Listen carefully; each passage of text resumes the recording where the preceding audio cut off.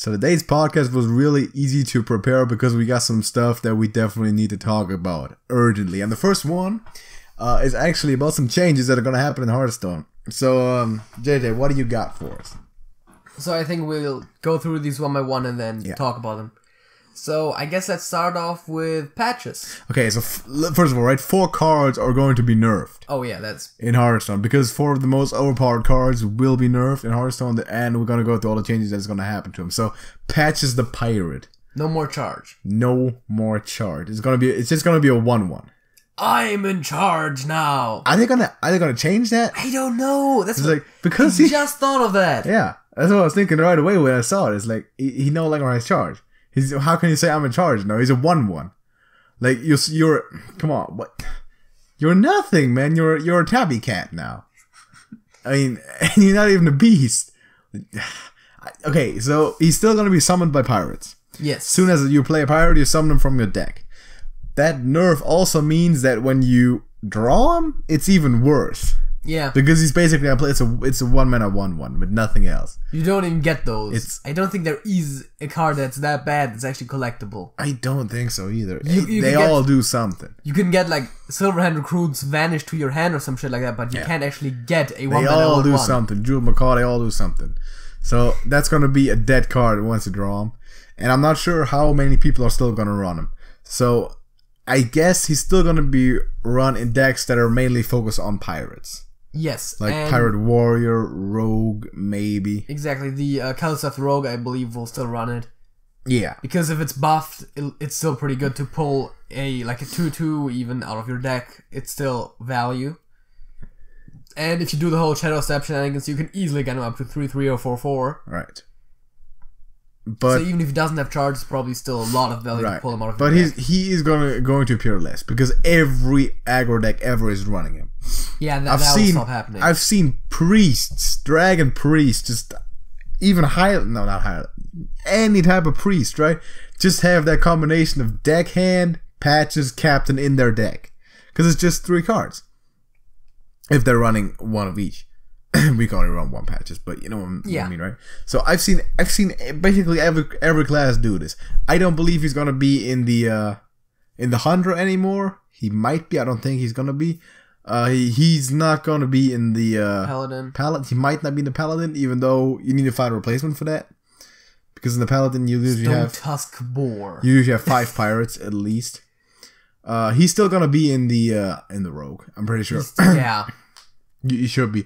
I haven't really seen Kingsbane rogues run him that much, even though there is pirates in there. Yeah. You got the and they're not gonna run it more now. You got the Squid Face. You might have the Corsair and all that. I think patches. I like that because patches is everywhere these days. Like every other game, you're facing patches. Exactly. A card should never be an auto include. Right. If a card, especially a neutral card, is always in any given deck, that's just stupid. Because at that point, it limits your deck building options. Yeah. If you're not running it, your deck is gonna be worse.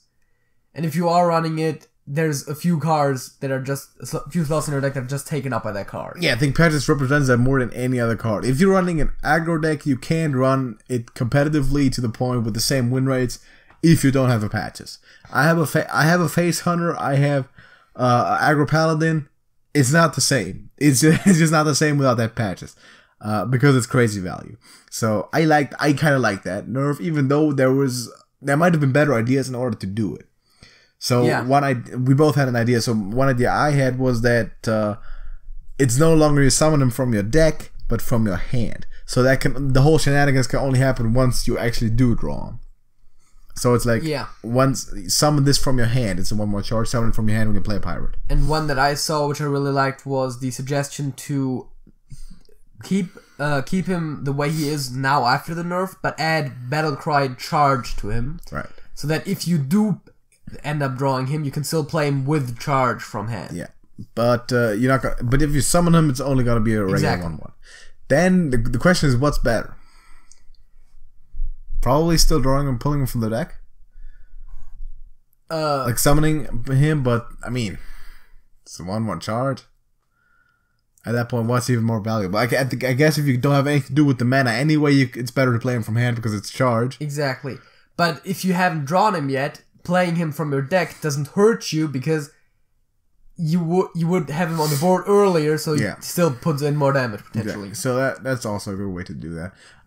I'll be excited to see how this works out because I kind of like this. For once, because you're not going to face him that much, which I guess is annoying, and I believe the other 2 neutral cards on this list have the same kind of properties. Yeah, they're all in all kinds of decks. Even though I believe that the other 2 still will be run more than patches. So they won't drop off as much. Let's get into the next one, shall we?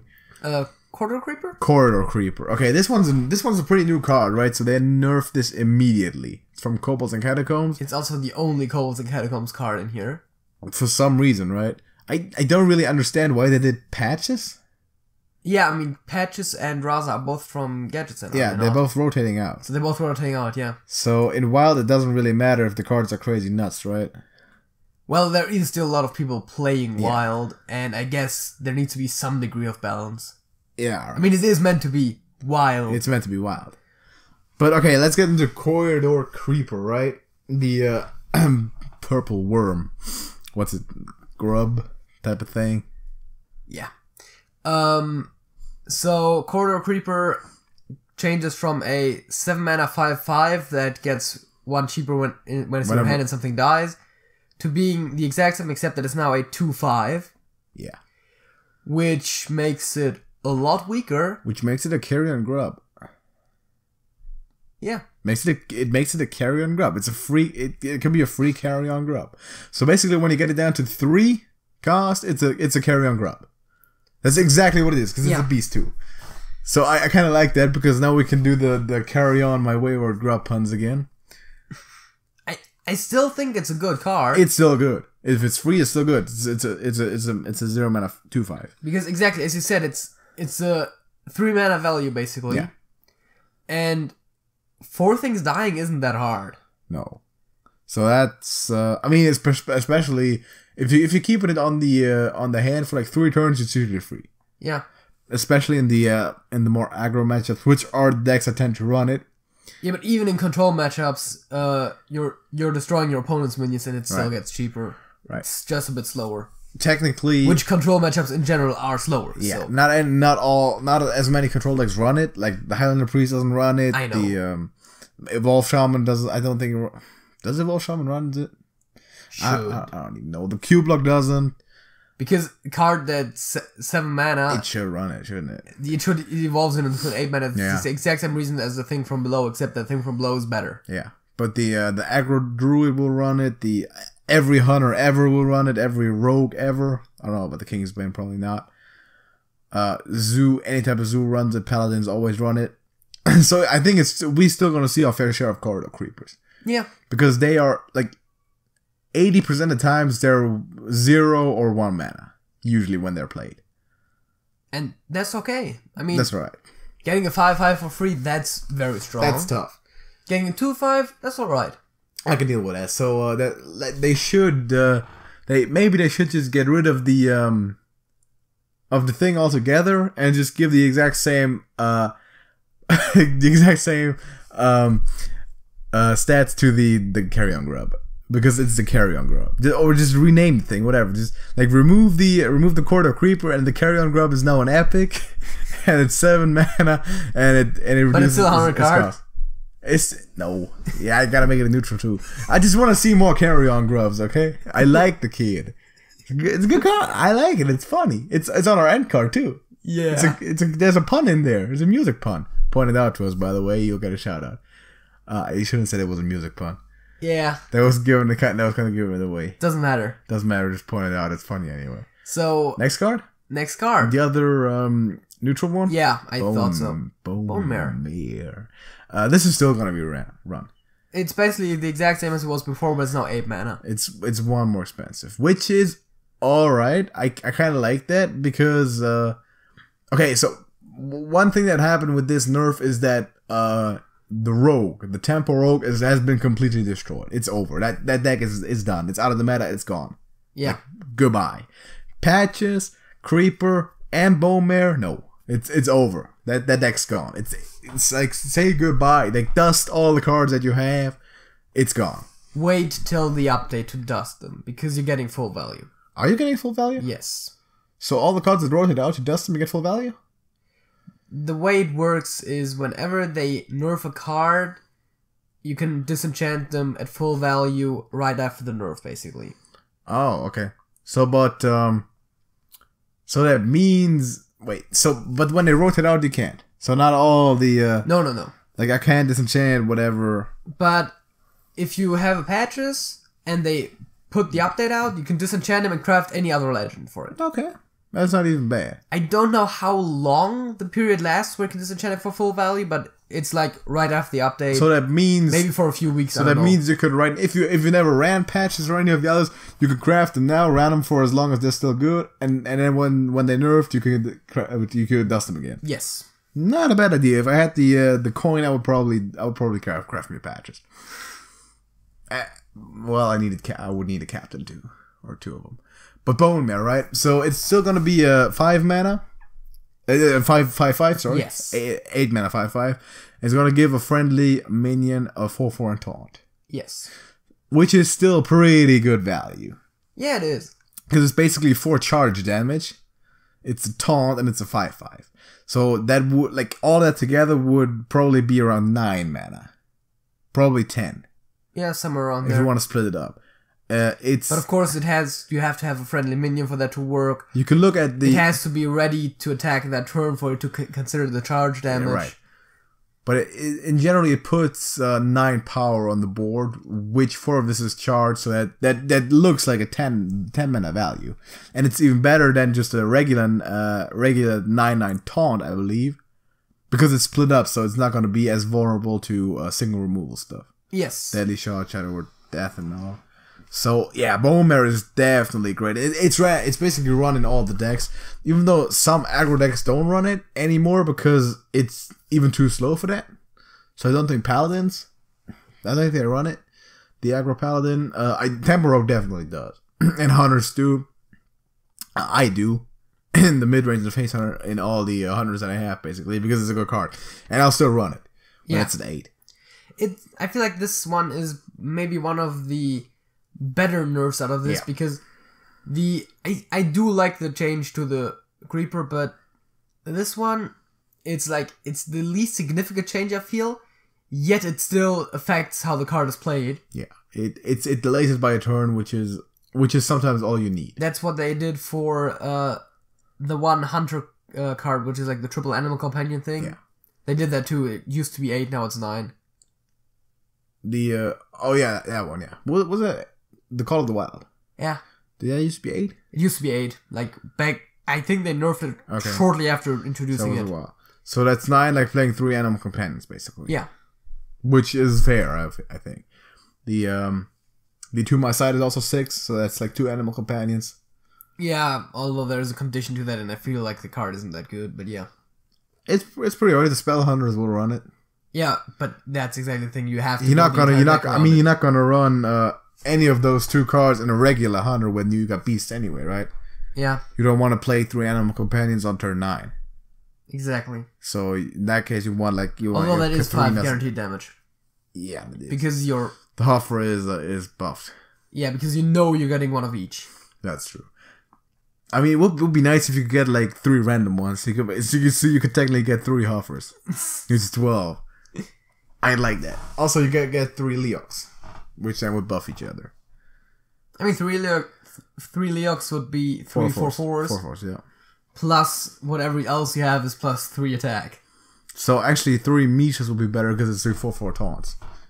Unless you got like, I mean, that put a Stone Tusk Boar in there and you got an extra half. Like 3 Leox and then Unleash, pretty good. Depends on your opponent's board, but yeah. Empty board, Unleash doesn't do anything. Okay, right, but if they got like say they just played like Living Mana or something, pretty good. Also, pro tip: Living Mana, Potion of Madness, Psychic Scream, or that.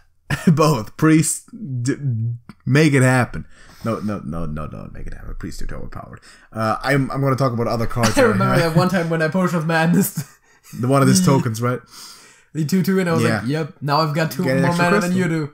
That worked for you. That's how you balance out the ramp. Even though they don't ramp that much. That druid didn't even ramp once. Yeah, because he's an aggro druid. So they don't ramp. They don't play Jades usually. They'll play like small beasts and buff them up.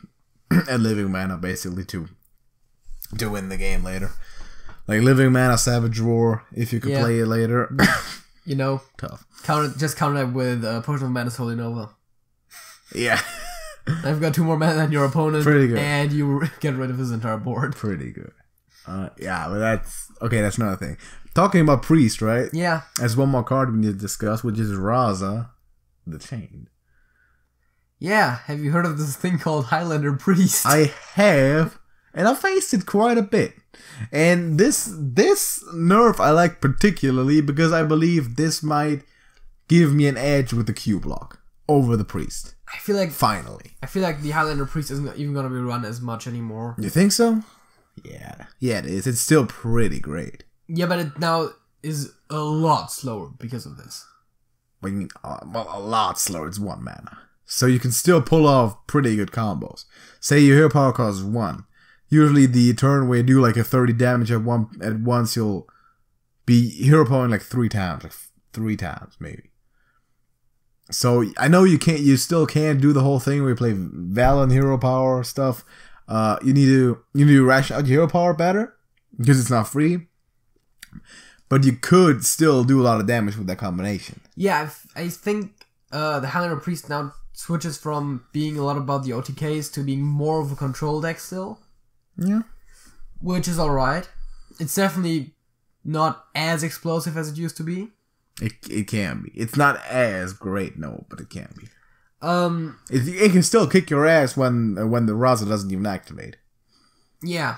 So that still happens. So with one mana hero power, it's still gonna. So in case you didn't know, right?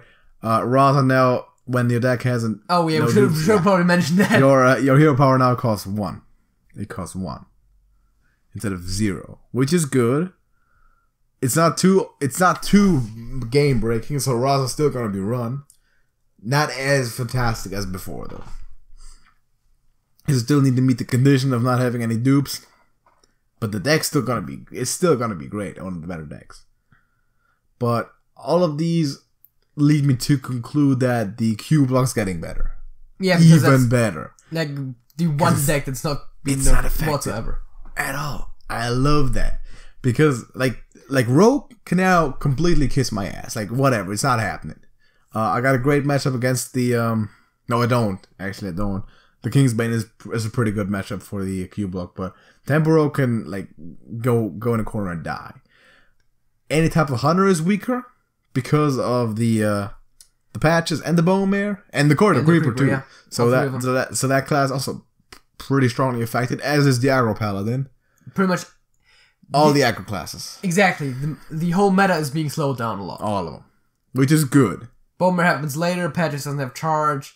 Creeper has less attack. That's all slowing down the meta. Yeah, and the 2 decks, like even the Raza slows it down. So the decks that will really profit from this are going to be the Q block, the Highlander Priest. I don't want to say because Raza is affected, but the Jade Druid too.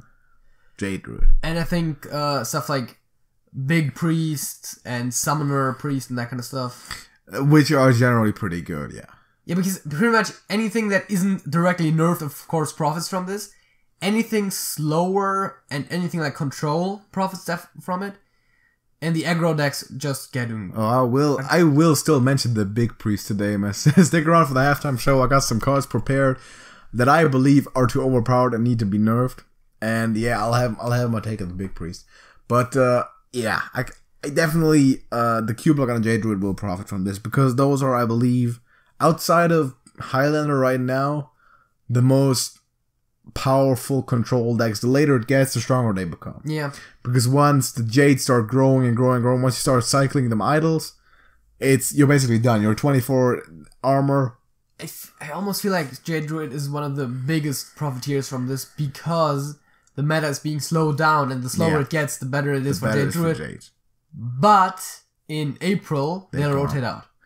And anything Jade and rotate we should all bow down to our warlock overlords, which I appreciate because I'm that warlock overlord. Then also the warlock only runs cards from Kobolds and Catacombs and Classic basically for the most part. So there is like nothing rotating out anytime soon. There's a Frozen Throne Gul'dan. Yeah, but he rotates out at the same time as the Kobolds and Catacombs cards anyway. Exactly. So that's great. There's no old meta. Like there's no nothing that rotates out. Basically, that's what you're saying. I don't think there's anything that rotates out. And if there is something, it's probably just like I don't know. Faces and Manipulators. Is that classic? I think so. Wait, is it either classic or old gods? It might be old. If it's old gods and it leaves, I can replace it with Spellbreakers. Exactly. So it's like it's not. There's no key cards. If something rotates out, yeah, it's not going to be anything major. Both types of demons will stick around. Doomguard's classic. And Voidlord is Catacombs. The Cube is Kobolds and Catacombs. Yeah, that's the most important card. The Gul'dan is Frozen Throne. Gul'dan is Frozen Throne, and the Skull of the Minari is also Kobolds. Also Kobolds, yeah. It's Kobolds. So yeah. Possessed Lackey's Kobolds. Yeah. All that stuff sticks around forever. Not forever, but for a while. So that's all the key cards to this. Spellstone. Dark Pact, all of that. Hellfire is classic. Yeah, they all sticking around, which is great because that deck's Lackey's Kobolds and Catacombs. That deck's gonna rock and roll, man. But are we gonna get into the halftime show? I guess. But first, let me know what you think about the nerfs that we have discussed. If you think they're appropriate, if they think they're not, and why they're not. Should patches be nerfed even more, or do you like our ideas better? What do you think about the carry-on grub dilemma? You know, is the corridor creeper still valid? Do they still keep this around? Would people rather run the grub now instead of the creeper because it's less expensive? Well, except that it isn't. Well, not in mana, but in dust. Oh, because the carry-on grub is just a common. You gotta keep in mind it's still an epic. Patches is still a legend. Can you still justifying a legend that's a 1/1? Like just a 1/1. Yeah. I mean, Thalnos is a 1/1. He's got two. He's a good legend because he's got two effects. Patches? Not too sure. Anyway, I've written down. Okay, this is after the show right now. I have written down some. Didn't even pick a specific number, and I'm also holding my sheet the wrong way. Let me turn this around. Number of cards that I believe are currently too overpowered, and I will tell you why that is, and try to make the case for why. Okay, first one, Obsidian Statue. Have you heard of that? Oh yeah, Obsidian Statues are just good. It's a 9-mana 4/8 taunt, lifesteal, and as Death Rattle, it destroys a random enemy minion.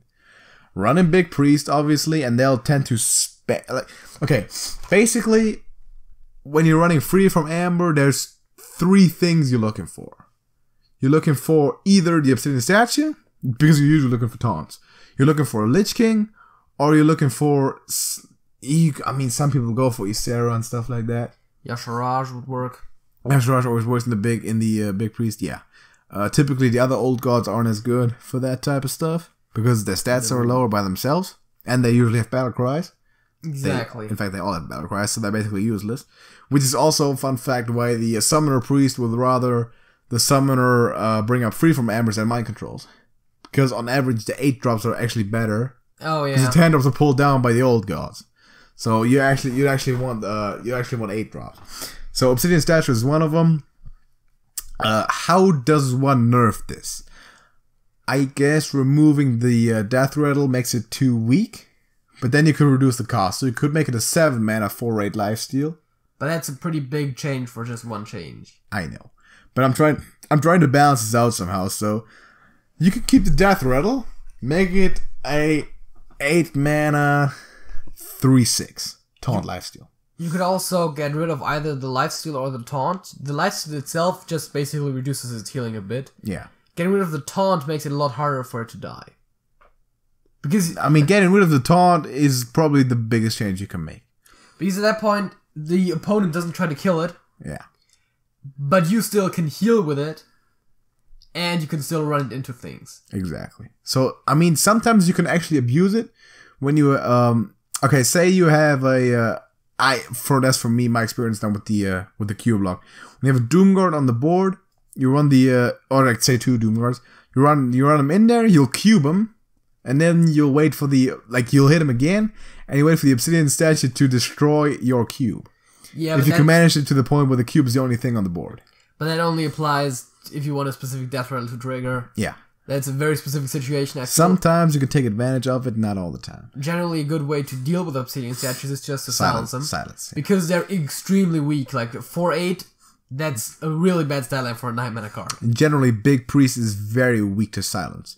Yeah. Because of Yashirash, the Lich King, they all are very weak to silence. Because what makes them so great is their effects, too. Yeah, exactly. Like and if it were battle cries, then it wouldn't matter, but... Yeah. I played all like death rattles and passive effects and taunt and that stuff. I played a Big Priest the other day, and he got a 1/1 Lich King from his barns. Then he brought him back twice, and he had like 2 Army of the Dead on his hand. Yikes. So you just play Army of the Dead for 6 mana, and you got yourself an Ysera, Deathwing, Dragon Lord, Yashiraj, and an Obsidian Statue, or whatever. It's crazy because they only run that type of minions, right? Yeah. So. So Lich King could have been another card on this list. I didn't put him because I have him. That's why I didn't put him. So I'm justified in keeping. I don't run him as much as I should. Could run him in every deck, but I really don't. Next one, kind of an obvious one, Ultimate Infestation. Yeah. I'm sorry, but do the math. They nerfed it. It used to be 5 mana. What? Wait, we're talking about Ultimate. We're talking about Ultimate Eye. I was thinking of Spreading Plague. What the fuck? No, where's my Ultimate Eye? Ultimate Eye. Summon a 5/5 ghoul, draw 5 cards, gain 5 armor, and deal 5 damage. And deal 5. Let's do the math on it real quick, right? A regular 5/5. What's the value there? Like 4 mana, right? Yeah, like 4 mana. Okay, draw 5 cards. Arcane Intellect is 3 mana, draws you 2. So drawing 5 should cost you at least 6. Yeah. Which brings us to 10 mana. Sprint is 7 and draws you 4. Exactly. So say it costs 6, it should probably be 7. So that already exceeds the 10. So you're basically doing 5 and gaining 5 for free. And you're still drawing more than you should. Yeah, I mean, so this card is the most versatile card that there is, right? And when that happens, when that card's played, it's usually over. Because that card basically sets up any Jade Druid with exactly what they want. And the thing is, Jade Druids can play it on like turn 6 or 7 because they ramp too. So, how would one even nerf this? You could remove some of the effects, but at that point it's just stupid. You could turn every 5 into a 4. Like, be like, okay, summon a 4/4, draw 4, deal 4, and gain 4. That works. Or you could, actually, the most interesting way you could probably nerf it is if you change it to have one of those effects where either it's more expensive than 10 and you can reduce the cost somehow. Okay. Or it works like a Spellstone where it only has some of the effects and then you can if you meet a certain condition, upgrade it to get its full effects. But I feel like that would make it too reliable, too much relying on other stuff and too weak at that point because it's a 10 mana card. It's supposed to have a great impact. Yeah. Like if you're playing 10 mana stuff, you need it to be fantastic. Ultra Sword is not that great. I know. Even Tyrantus. It's pretty bad if you think about it. Tyrantus is a 12/12 that can't be targeted with spells or hero powers. Yeah, but it's a 10 mana. That's all you do. It doesn't flip the game as it should. So, Ultimate Infestation needs to be strong. But it doesn't need to be this insane. You could have it like, okay, give me the 5/5, gain 5, deal 5, but just draw 3 cards. Yeah. Like, just reduce the numbers a little bit. Because the way this is structured, this should be valued around 15 mana. Which is insane, especially because druids can basically play up to 30 mana a turn. Yeah. With Kun the Forgotten King, Twig of the World Tree, and then just push Ultimate Eyes if you want 2 in 1 turn. Yeah, and you could still technically double Innervate on top of that to get 2 more. Yeah, right, but... They nerfed Innervate, man. I know. But technically, you know what I'm saying, right? Yeah. So yeah, Ultimate Infestation, do something about this. You're familiar with this one, Ice Block. Just had to put it in there. It's still way too good. I believe over the last, since Kobolds, okay, let me say this. Since Kobolds and Catacombs came out, because that's a good threshold, like a good benchmark to start from counting. So I probably lost about 2 or 3 games because of Ice Block. Okay. But, how many games should I lose because of Ice Block? 0. None. Not one. I should not lose a game because of an Ice Block. I should not. If Ice Block wins you 1 game, it's 1 game too many, alright? It's 1 game too many. It's a secret, man. It's a secret. And there's other secrets who can win you a game by themselves. Eye for an eye, for example, right? But that you can play no. Well, that would have to be your opponent would have to be really low. Yeah, already. You can play around that type of stuff. But Ice Block, it's too good, man. Get rid of it, nerf it, whatever. And here's the thing, right? How do you nerf it? You can make it like evasion. Get immune? You get immune once you get attacked, not once you get to once you would be killed. Yeah, alright. Of course, at that point, you would have 2 secrets to do the same thing. Exactly. But so how would you really is weaker? How would you really nerf it? Is the thing. Like how do you nerf this thing? It could be that it's only conditional, like it's only when you're being attacked and reduced to 0, or only when you're attacked by minions. Yeah, exactly. That's what I'm saying. Only if you're attacked. Well, even if it's a weapon, it could work. Then spells would go wrong. Spells, weapons, anything. Yeah, like hero. Yeah, man, hero powers, all that stuff. So I come up with a way. When is this rotating out? Is that a Frozen Throne thing? No. What is it? It's a classic? It's a classic.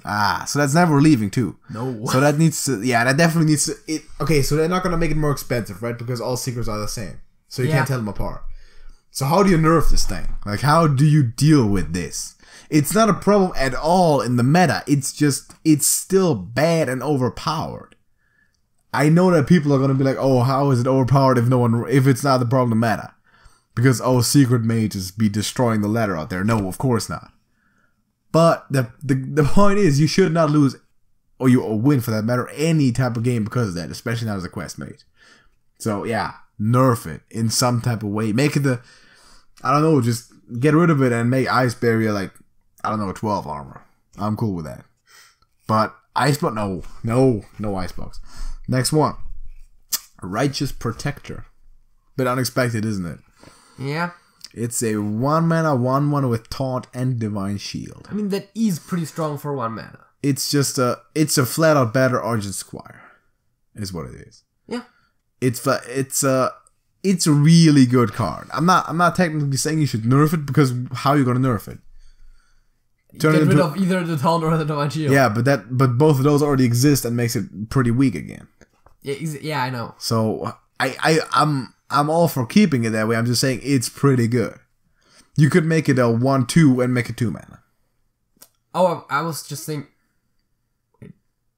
1/2. Isn't that a Neutron? Is it 1/2? I think I'm not even sure. 2 mana too. But or keep it at 2 mana. Keep it at 1/1.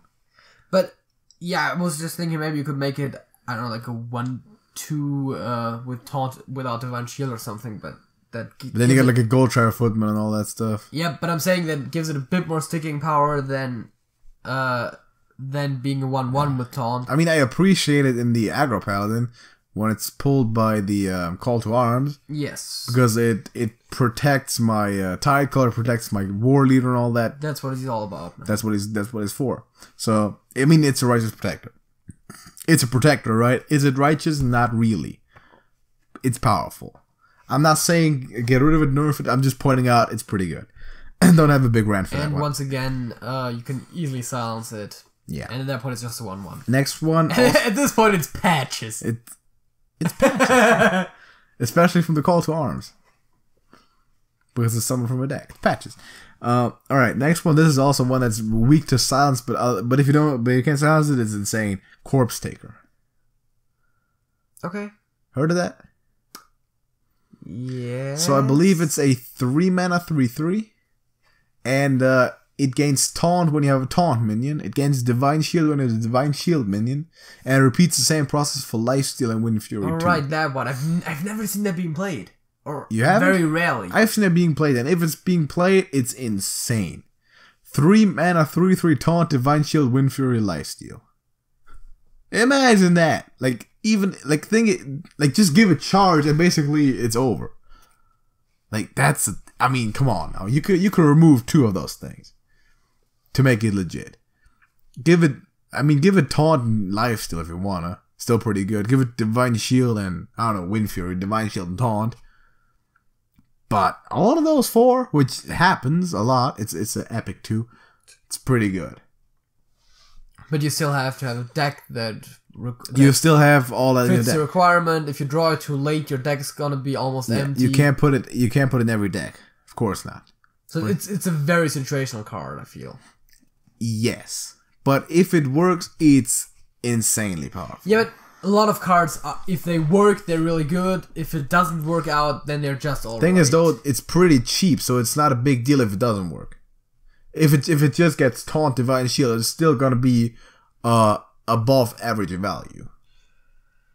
Yeah, but I still don't think it's that big of a problem. It's insane. I don't face that much. I'm just saying it's really insane and should probably be nerfed a little bit. You mentioned this before, Spreading Plague. They did nerf that. Yeah, still too good. It's still too good, dude. It summons 1/5s with taunts, 7 of them if you're lucky. But like, come on. That's only really an issue, I feel like, against the very aggressive decks, because those run a lot of small minions. In very wide boards, yeah. If you have like a deck that has bigger minions, you can take out the taunts easier, and it's not as big of a deal. It still sometimes costs you 2 turns, which is to take them out, which still sucks. But it's not as bad as if you're running it like against like an Unleash or something, and it's suddenly you take your entire board, just take out one of them. But think about it takes a druid like 2 or 3 mana to turn those 1/5 taunts into 3/7 taunts. That's true. I mean, dude, just Power of the Wild. Yeah, Mark of Lotus. Mark of Lotus, dude.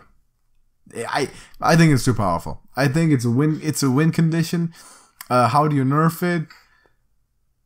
It's already in the description words then say Unleash, because Unleash summons 1 for every enemy minion, and Spreading Plague only does so when your enemy still has more. Yeah. So when you have minions on it, so you can't work with that anymore. You can make them 1/4s or 1/3s. You can make them 0/5s. You can make them 0/5s, or you could just make improve the cost. You could make it cost 7 or 8, maybe not 8, but 7's something like that. I'm just putting out ideas. I'm not a developer. I'm just putting ideas. I'm just saying what I feel like is too powerful. I got 3 cards left, by the way. Remember how I talked about Big Priest? Yes. Eternal Servitude. I feel like it's only a problem because of Barnes. Usually, yeah. But whenever whenever you get your first minion down, it's crazy. Because it's 4 mana. It's 4 mana. Yeah, but normally if you want to get like an 8 mana minion out of it, you can only do that in turn 9. Unless you get the Barnes combo or something. Or you get Shadow Essence into Yasharaj. Yeah, or Shadow Essence. That's what I'm saying. The card on that card is only good because of the support cards that it has. Of course, like so is any card. No card wins the game by itself, except for Ultimate Infestation. That kind of does. But you know what I'm saying, right? There's a 4 mana Lich King. There's your 4 mana Obsidian statue, and then there's your Spellstone. There's your Lich King Obsidian statue and Yasharaj for 7 mana. I know that, but like, basically when you're playing Big Priest, when the first minion comes down, it's over. You're never getting to him again, because every turn is gonna be insane value from that point out. And Eternal Servitude is where it all starts. So just make it 5 mana. Just make it 5 mana, for God's sakes. Or 6. No, make it 5. That's fair. Because Big Priest is going to be strong. And I can't run 15 Spellbreakers. I just can't. So yeah. Just make it 5. Like, come on. It's pretty good. Shadow Essence is 5. And it summons you a 5/5 copy, right? Shadow Essence is 5? Pretty sure it's 5. I could have sworn it was 6. But it's 6? I believe it's 5. It might be 6. I don't know. It summons a 5/5 copy of a friendly minion in your deck, right? Yeah. which is pretty good. Barnes brings out a 1/1. Again, I don't have to do that much with Big Pre, but yeah. But you could build that. Don't you have like most of the stuff that you need? Not really. You have the Barnes? Yes. Do you have Isera? No. You could craft Lich King, which is should still do obsidian statues. You have the Yasharash. So I definitely have Yasharash, yeah. I have some of the stuff, yeah. I between the dust and the stuff I have, I could probably craft. You could probably, and we'll see. Let's wait and see how it turns out after April. Let's see how good it is. If it's really good, maybe you'll do it. But you still working on the mace thing too. Yeah, and we still have to build a Temporis deck. Yeah, that's actually another card on this list. It's not. I'm kidding. Temper. 2 more cards. Okay, this one also. Yeah, massive repeat offender, Shadow Reaper Anduin. I know we just talked about the Raza and that's slowing everything down. The way it currently is at the moment, Anduin is probably the best Death Knight. It is. It just is. Yeah. In cold blood effectiveness, it is. Let's not waste too much on that. It just is. How do you nerf it? Remove the battle cry. Yeah. Remove it. You could say the same thing for Jaina, and then it's like, okay, are you gonna spend 8-9 mana on gaining 5 armor on 1 turn? Okay, that's not a great turn. But like what follows from that is insane value. The same you could say, oh, Skull of the Minar is a 5 mana nothing. But then you get a Doomguard and a cube and everything, right? So you're pushing 15 to 20 damage next turn. So yeah, remove the Battlecry of the Anduin. It's not gonna take out all my Doomguards, so I can still have a chance. And last one, this is a bit of a, I think this is a bit below the radar in general for most people, but think about this. Draconet Operative. It's a 5 mana, 5/6. Is it a 6/5 or 5/6? I believe it's a 5/6. It's a 5/6. And you discover, is it a card or a minion? I believe a card. It's a card from your opponent's deck. That's pretty good.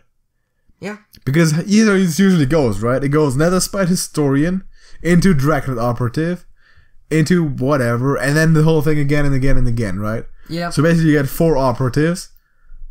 You can basically know your opponent's deck by that time, and it's still if it didn't have this effect, it would still be a good value card. It's not bad. 5 mana 5/6, and it's a dragon. But it does only do it if you have a dragon in your hand, which you usually do if you're playing a dragon deck. You usually do. But there are situations where you don't. At which point it's still alright. You usually do. I mean, yeah. A lot of stuff is dependent on that. Like the dust, you got the Duskbreaker. The Historian as well, I believe. Duskbreaker I could have put on this list totally. Historian is not a dragon. Yeah, but it requires you to have a dragon in your hand. It requires you to have a dragon. That's true. But you're running the Twilight Drakes. You're running the Primordial Drakes and the Draconet Operative. I could have put this. I could have also put Duskbreaker. Both work. And in combination, that's a really good deck. How do you fix the Operative? Just the stats. Just I was about to say. You could keep the effect. Just make it a 4/5. Yeah. I'm cool with that. 5 mana 4/5 for that effect. I'll take it. But that's basically a free discover card for your opponent's deck. Which in that case, you're also guaranteed to get a good card. It's not like add any card to your hand or discover any card. Like the Cabal Courier is weaker in my opinion because you discover any card. It could be shit. It's not any card, but I get what you're saying. A Cabal card. It's any Cabal card. You could be getting complete garbage from that, right? Same thing for stuff like Mind Vision and Thought Steal. You get something from your opponent's deck, but you can't influence what. So if it's a specific card that's only there for a combo, and you don't have the other components, it's useless. But for the operative, you can usually pick out at least one decent card. Yeah. The only thing that could be better than that is discover a copy of a card from your own deck. Yes. Which is kind of what tracking does, but it discards the other two, so that's adjusted for. Right? And the operative... The better comparison would have been Shadow Visions. Yes. And the operative puts a body on the board, which is good by itself. So reduce that stats, and I'm cool with it. So that's all I have to say for this one. We got Effect of the Week coming up. Yeah. What's your Effect of the Week? My Effect of the Week actually in a way also relates to Hearthstone. Ah, man. Alright. You know what's special about this week? It's the first week of February. Exactly. No, that's not what I was getting. It is. But it is. So, you know how right now or it used to be that if you had 10,000 views on your channel, you could apply for a YouTube partnership. Oh. By the way, that's not going to be a thing anymore. You assholes. They people want us to be broke, man. But talking about 10,000 views, this is the week where, for the first time, one of our videos did it reach 10,000 views. The golden pack. Yeah. Nice. Okay. It did. I didn't even keep track of that. That's pretty good. I checked. On what was it? I think I checked yesterday. It's a good fact. And it had, I believe, 10,055 or something. I will give you that this week you're winning the fact of the week. Okay. That's a pretty good fact. Here's my fact of the week, which is not related at all, but it's an interesting fact. About 1% of prison inmates in the United States are members of the so-called AB, the Aryan Brotherhood, which are right-wing white guys. That's usually the folks with the swastika tattoos and all that. On their foreheads, yes. Yeah, 1%. But they're responsible for between 15 and 20% of murders taking place in prison. Okay. Just saying. So they're pretty bad people. But it's fact. It's fact. Yeah. Nothing more to that. Next topic. Next topic. And this one also kind of relates to currently ongoing stuff. Mm-hmm. And that is... wrestling. Yeah. The Royal Rumble just happened. And now we're going to talk about its implications for WrestleMania and in general about what we expect. Well, the Royal Rumble just happened. It happened last week. Last Sunday. Yeah, exactly. We're doing podcasts once a week, so it basically just happened. If we did the podcast on Monday, it would have been... You know, yeah. It just... In terms of podcast time, it literally just happened. Fair. So, what do you want to talk about? You put down 4 matches. Yes, so... that we basically know that's going to happen at Mania. Yeah, so... First one is the Memorial Battle Royal, because that's always happening at Mania. This will be the 4th one, I believe, or the 5th or something like that. Yeah, Cesaro won it, The Big Show did, then Corbin won it, and last year Mojo, so it's got to be the 5th. Oh, yeah, so it's the 5th, yeah. Yeah. You know why I thought it was the 4th? I don't know. I forgot about Mojo. You forgot about Mojo? Yeah. Who do you think won it last night? You think still thinking Corbin? Still being advertised as that? Yeah! I could see that being a thing like in 2027 or something. He's the winner of the Andre the Giant Memorial Battle Royal like billions of years ago. Baron Corbin. See, like all his other achievements don't even matter. Was he US champ? Doesn't matter. Yeah. Money in the Bank? No. Battle Royal. Alright, so... they didn't do much with Mojo over the entire year, so that was kind of a failure. In general, look at all the people who won it so far. Big Show, okay, that's a gimmick thing, because he's a giant, right? I believe he won the second one as well, right? Yeah. Because Cesaro won the first one. Cesaro, he's a mediocre guy. He's pretty good. It didn't make him a main eventer. Exactly. Corbin, probably the highest of the ones. Yeah, they definitely advertised it the most. Yeah, so Corbin is definitely receiving the biggest push and has made it the furthest with that. But I feel like he could have made it without as well. Yeah, it didn't really matter. That's true. And Mojo, it started a storyline that never really went anywhere. Yeah, it's Mojo. And then Zack Ryder happened again. Yeah, and I kind of don't see where Mojo's going. But who do you think is winning this? An obvious candidate, as per usual, would be Braun. Yeah. But rumor has it that he's facing The Miz. For the IC title. For the IC title, yes. So, what do you got? I don't know, man. Just name a name, man. Be like, okay, Ronda Rousey.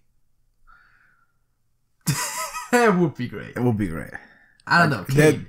Kane? Possibly Kane. I mean, Kane was in the final 2 a year ago.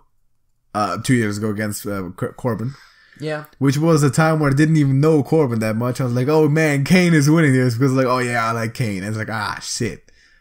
He did win, but then it's like, oh, Baron Corbin's pretty good actually. So yeah.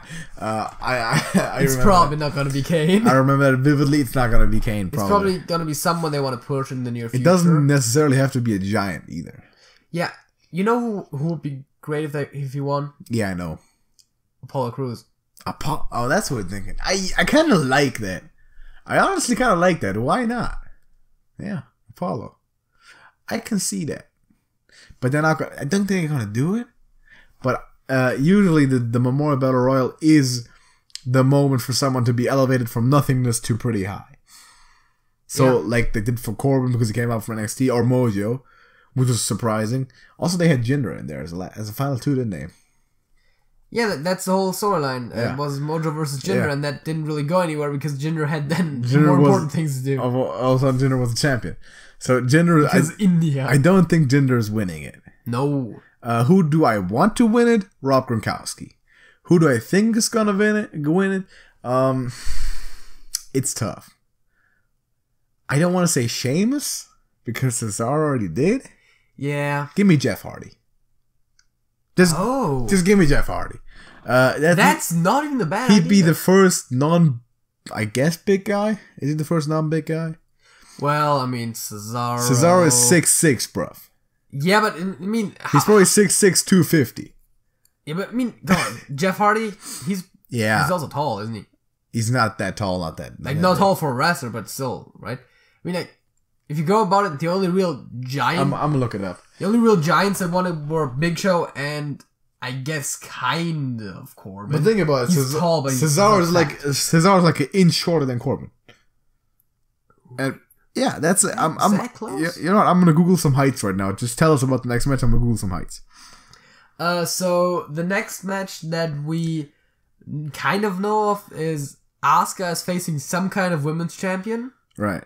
Presumably, she's gonna face the Raw Women's Champion. Cesaro is 6'6". Continue. She's presumably gonna face the Raw Women's Champion, which currently is Alexa Bliss, but there is gonna be Elimination Chamber, and they're gonna have a Women's Elimination Chamber match. So who knows who Corbin is 6'6.5". Okay. They're basically the same height. Let me look at more. That's the thing, right? For Corbin, they're always playing it up. For Cesaro, they aren't. They got Cesaro listed. I'm going metric now. They got Cesaro listed at 196, and they got Corbin listed at 198. Wow. I don't know about weights, but they're both not real fat, but they're both kind of a little bit buff. So yeah, they're not that big of a difference. Show, of course, we know he's 7 foot. He's 7'20". Oh my god. But yeah, 7'20". Yeah, basically. as he's 8'8". Essentially. So what were you talking about? Asuka and Alexa, right? Yeah. Who is this gonna be like? Who's the shortest person in WWE match? I think Alexa is slightly shorter, isn't she? Well, I'm googling heights right now. Let me just get at it. So tell me about what are you expecting from this? First of all, I expect Asuka to win. Second of all, I do not yet know who exactly she's facing, but I assume it might be Alexa. I don't know. So I'm going centimeters again. They got Asuka listed at 1.60 meters.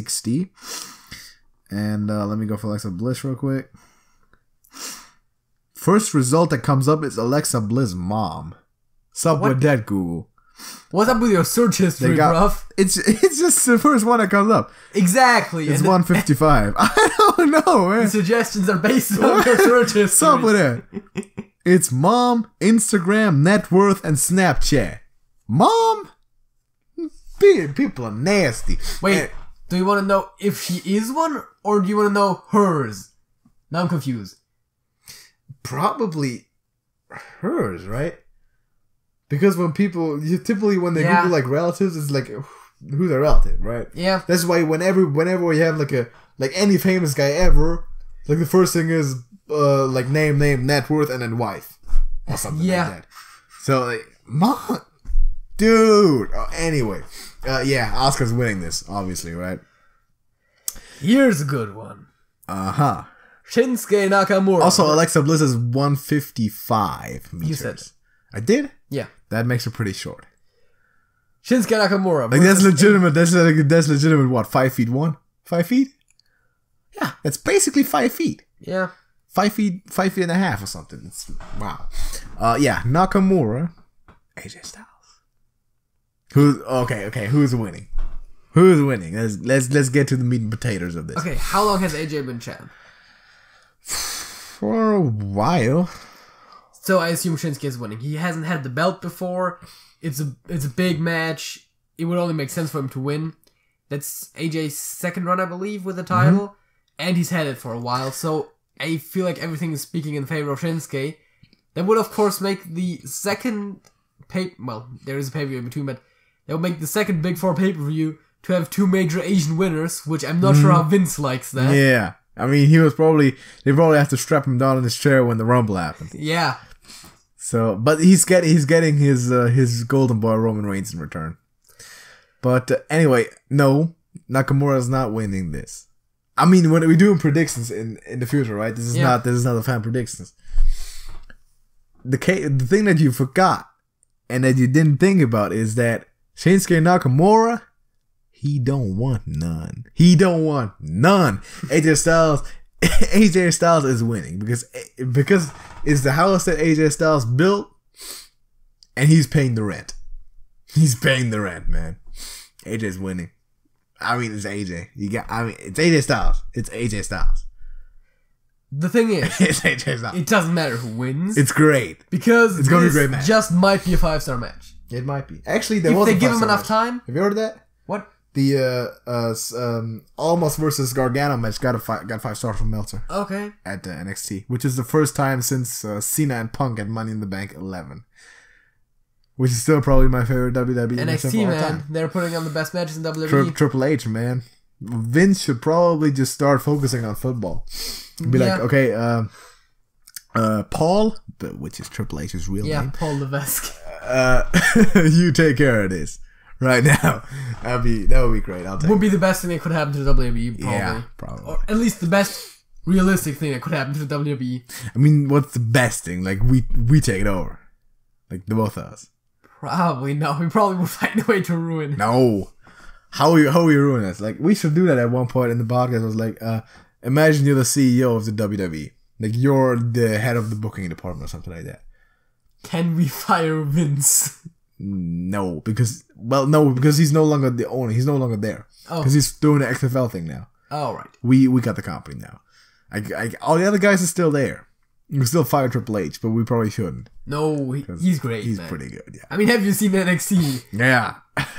I mean, I can't wait until he finally takes over the place. But anyway, last match on the card that we already know of.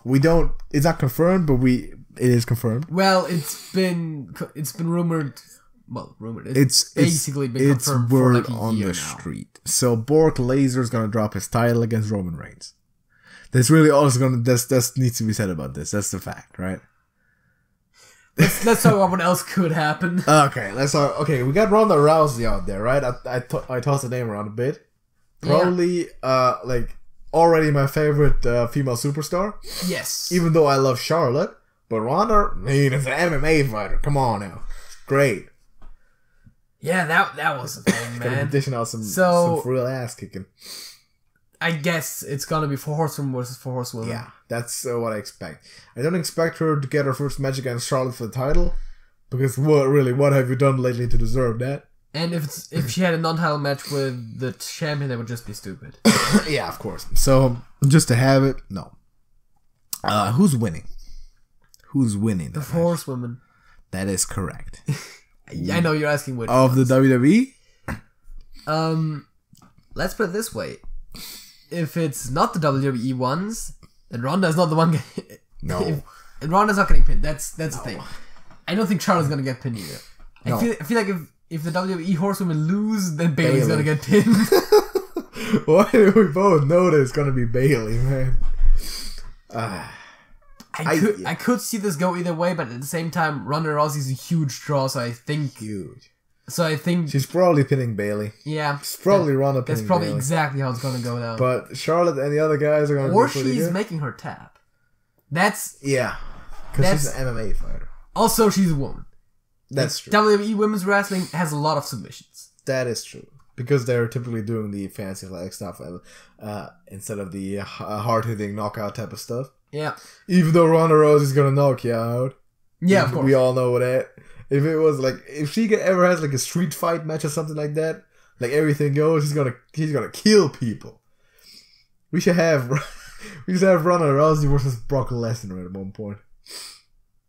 I don't think she stands a chance. In the octagon. No.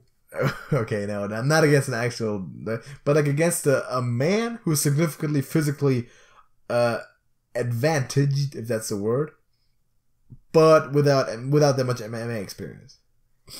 You know who I want to see her fight in an MMA fight? CM Punk, probably. I was gonna say Stephanie McMahon. Oh, yeah. Even just wrestler, I'm cool with that. I just wanted to see her beat her up. Alright. I can see that. But, like, okay, who doesn't have any experience, but it would be physically superior? Let's say Goldberg. Goldberg. He's an NFL player, man.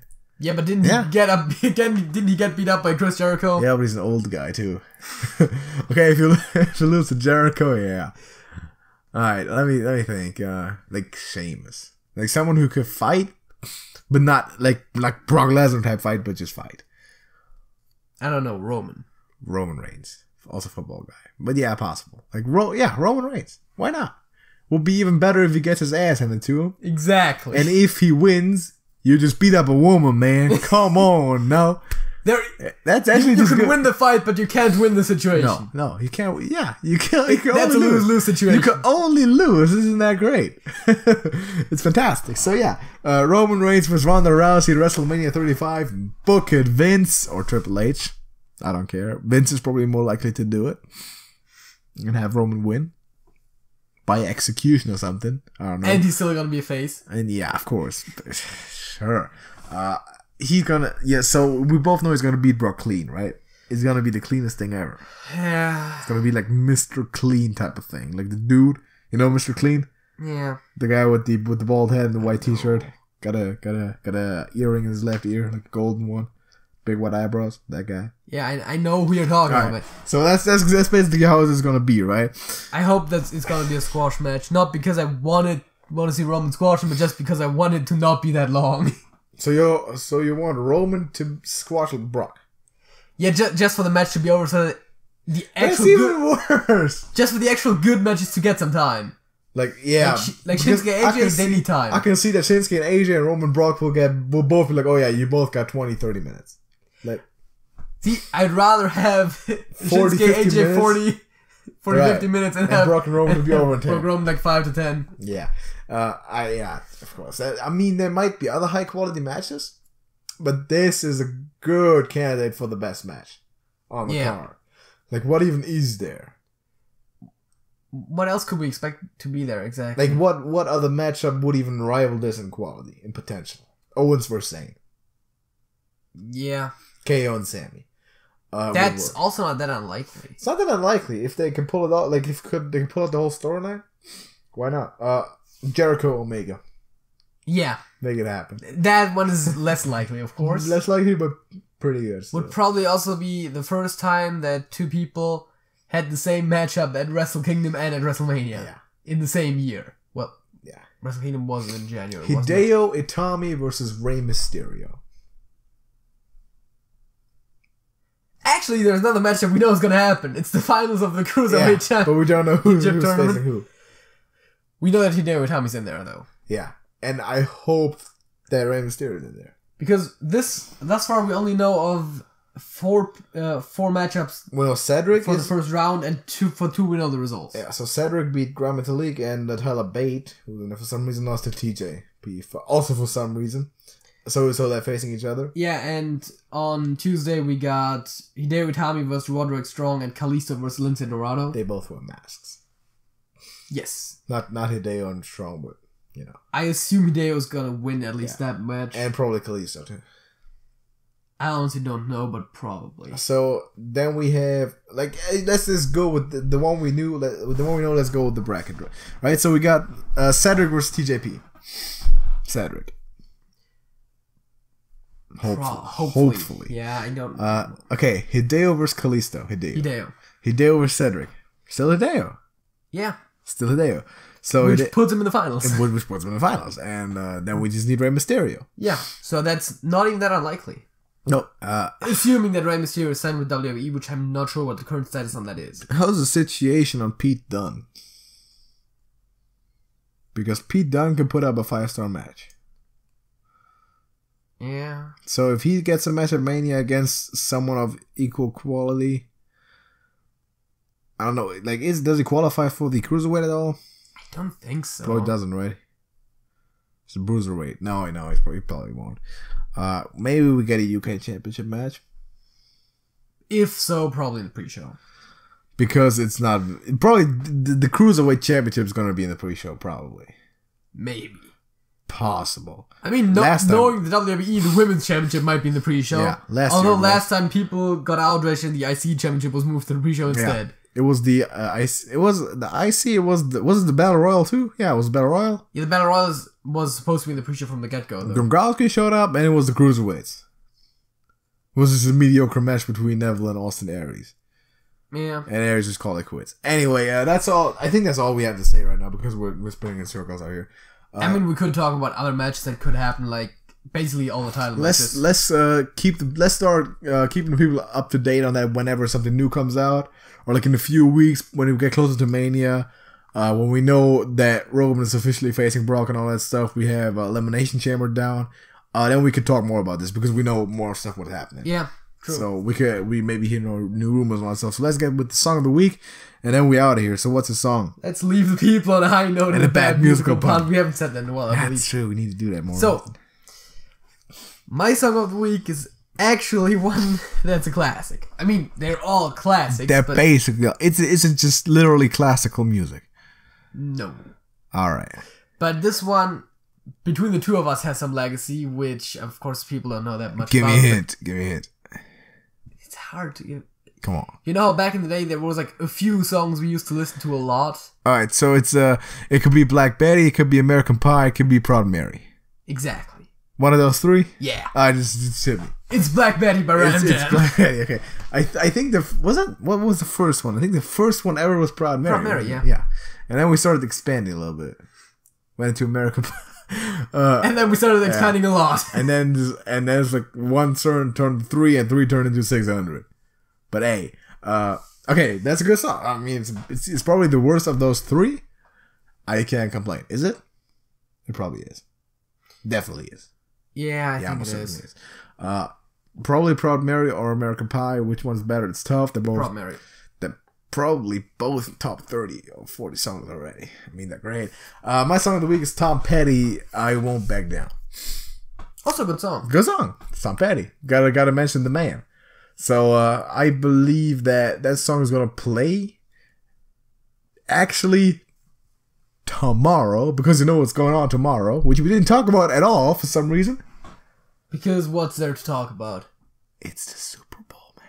Yes, it is. It's the Super Bowl, man, and we gonna watch it. And are we gonna vlog it? Are we vlogging it? We should. No. We should record something though. We should record some audio, just some audio, some content. Be like, oh, hey, we gonna do that. Let's just. I'm gonna bring my crappy phone, and then we're gonna be like, oh, hey, we're watching the Super Bowl right now, just making sure that y'all know that JJ's watching this football game. All you're gonna hear is like awful audio. It's not gonna be that bad. We're not going to the moon, man. Anyway. No, but it's your fucking crappy old phone. Yeah, it's my damn phone. We could bring the mic.